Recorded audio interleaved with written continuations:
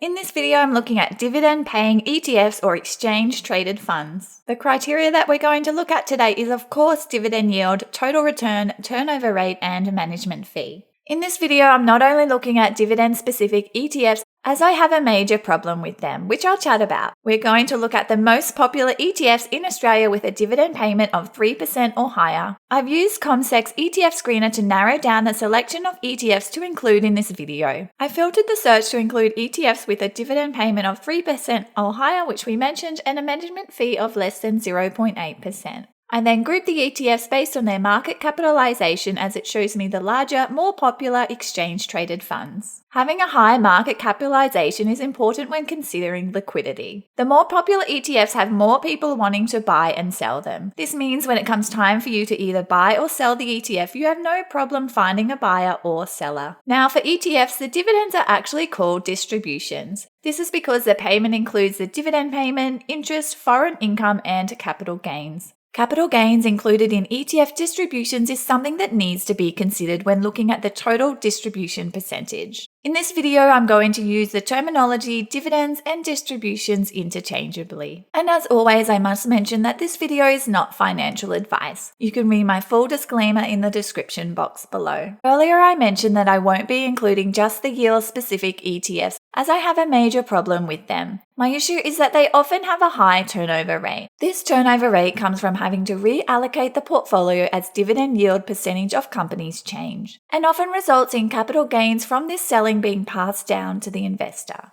One of the most popular yield-specific ETFs is VHY. VHY seeks to track the return of the Australian High Dividend Yield Index. This gives the investor exposure to companies listed on the ASX that have a higher forecast dividends relative to other ASX companies. The problem that I have is that the portfolio turnover rate for VHY is 12.61%, which is quite high when VAS, for example, has a turnover rate of less than 1%. We're going to look at the turnover rate for all of the investments we look at in this video. The turnover is a percentage of the amount of trading undertaken to manage the portfolio relative to the portfolio size of the preceding 12 months. And that's straight from Vanguard's website.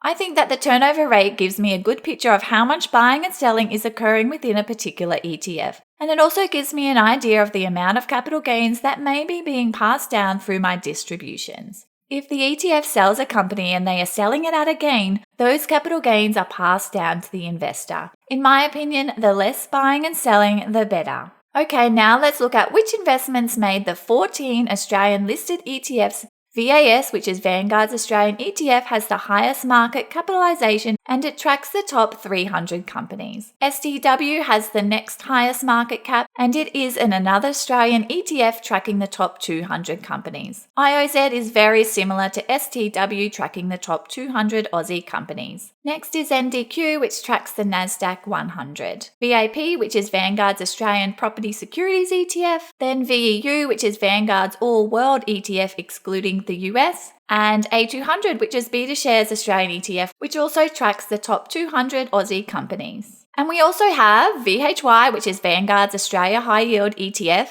ETHI, which is BetaShares Global Sustainability Leaders ETF. VGAD, which is Vanguard's International Hedged ETF, which is the top 1,500 international companies. Then VDHD, which is Vanguard's Diversified High Growth ETF. FAIR, which is BetaShares Australian Sustainability Leaders ETF. SFY, this ETF tracks the top 50 Aussie companies. And lastly, VSO, which is Vanguard's Small Companies ETF.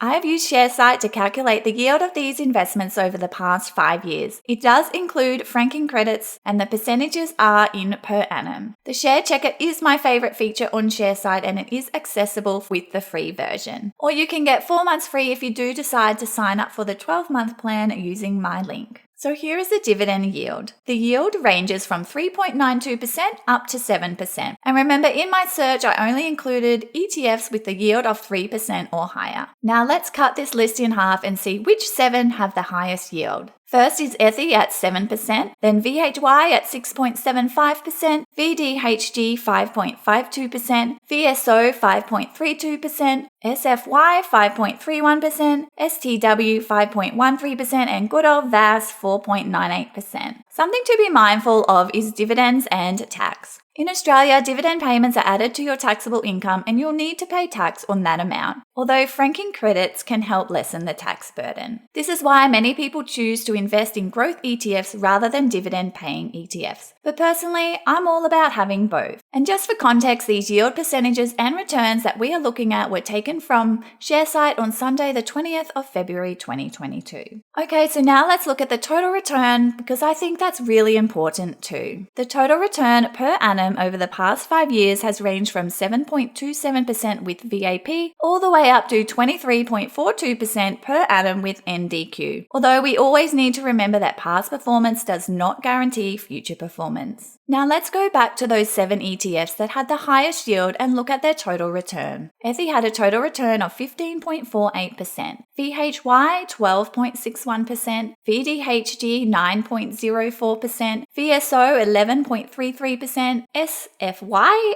8.03%, STW 8.69%, and VAS 8.95%. Let's get rid of the bottom 2 ETFs on this list based on total return, and now we're just left with 5. Now let's look at the turnover rate. I got this information from the ASX website. It's just the turnover rate of the top 10 holdings though. Although with most ETFs, the top 10 holdings do make up quite a large part of the overall portfolio. The problem was that Vanguard clearly state their turnover rate for their ETFs, but I really struggled to find the turnover rate from the other ETF providers. So for consistency, I've used the ASX website for all of the ETF turnover rates. And here are the turnover rates, which range from 0.81% with VAS all the way up to 30.21% with Ethy. Such a huge difference and something to be mindful of. VDHG was the only ETF that didn't have a turnover rate listed on the ASX website, so I have used the turnover rate that was listed on Vanguard's website. Okay, so now let's look at the turnover rate of our top 5 exchange-traded funds. Ethy had a turnover rate of 30.21%.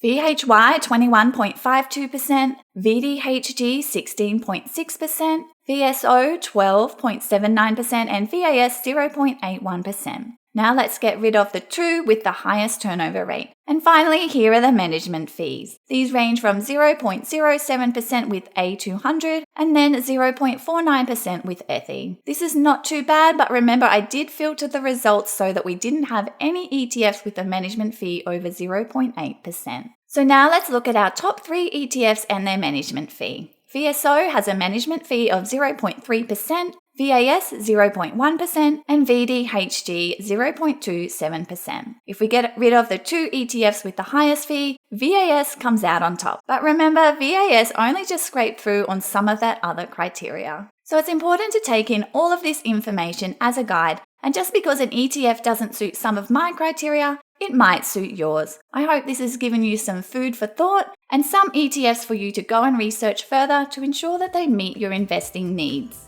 I have an ETF playlist of videos that you might want to check out next. Thanks for listening. Don't forget you can also find me on Instagram and Facebook. See you next week.